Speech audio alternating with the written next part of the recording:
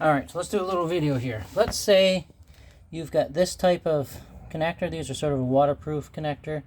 They have a silicone jacket over top of it. And as you see, this one's been cut off. And I don't have any of these, but I do have just your regular connector. So here's what we're going to do. We're going to heat this up.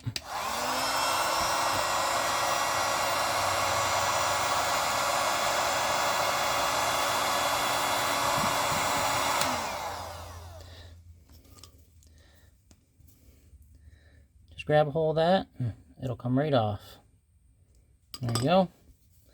And then you're going to pull the jacket off the other one. And it'll slide right in there. There you go. Now you've got a silicone insulated connector. Thanks for watching, guys. We'll see you next time.